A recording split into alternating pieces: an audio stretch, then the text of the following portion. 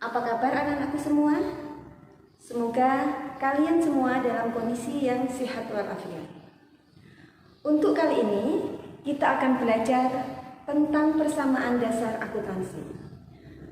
Persamaan dasar akuntansi merupakan dasar kita dalam belajar ilmu akuntansi.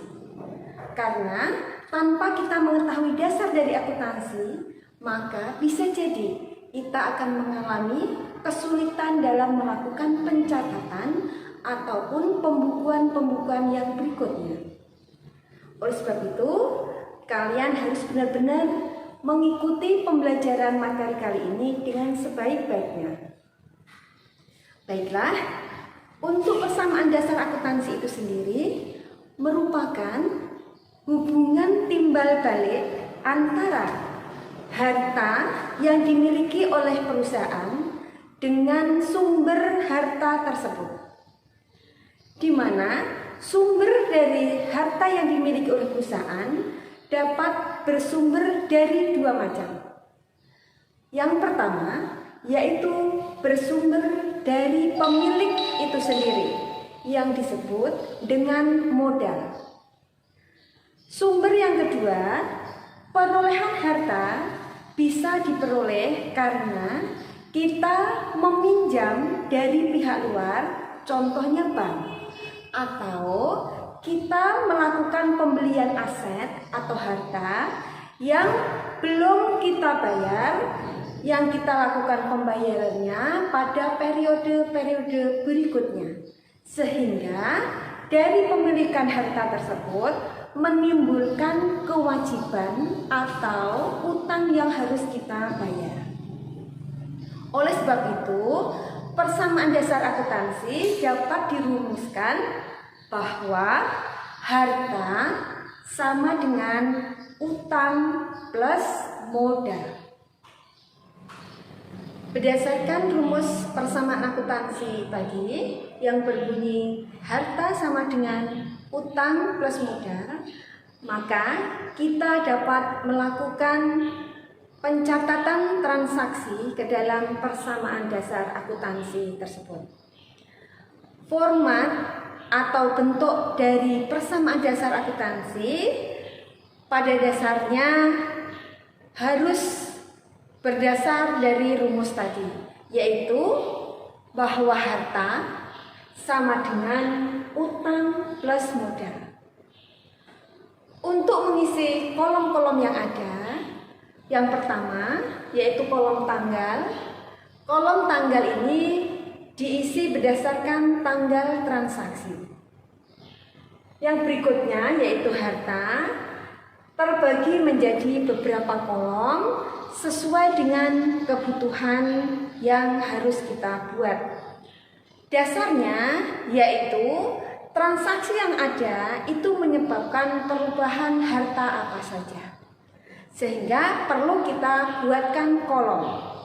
Seperti contohnya yaitu harta terdiri dari kas, piutang usaha, perlengkapan salon, dan peralatan salon, serta akumulasi penyusutan.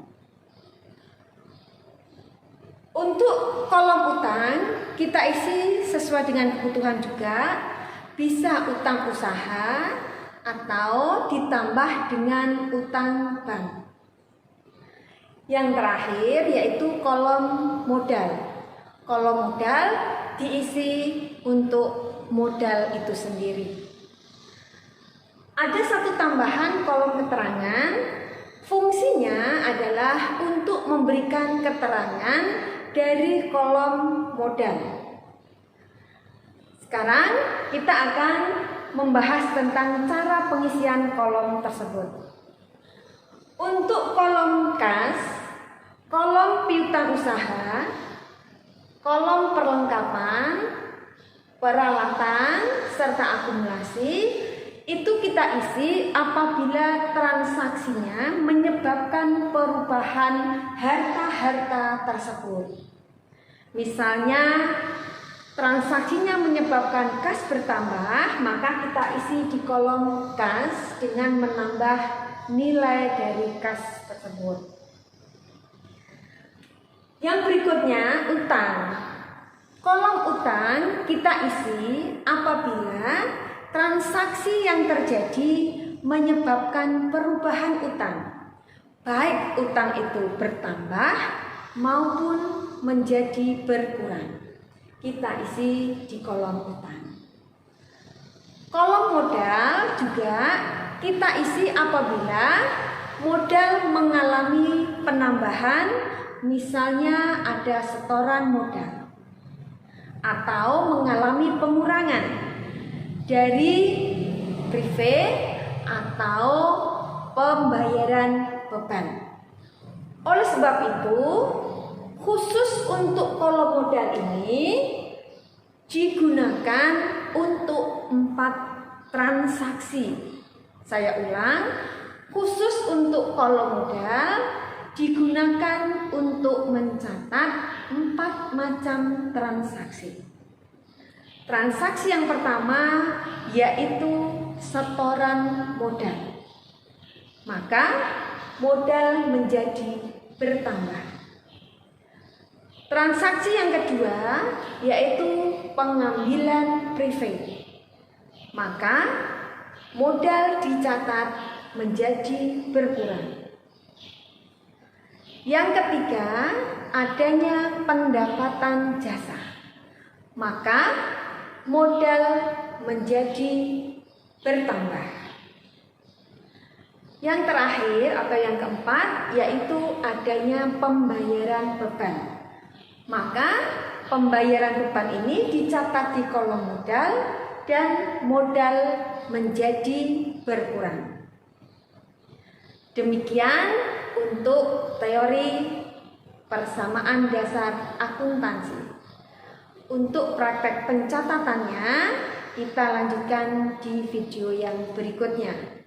Selamat menantikan video yang berikutnya.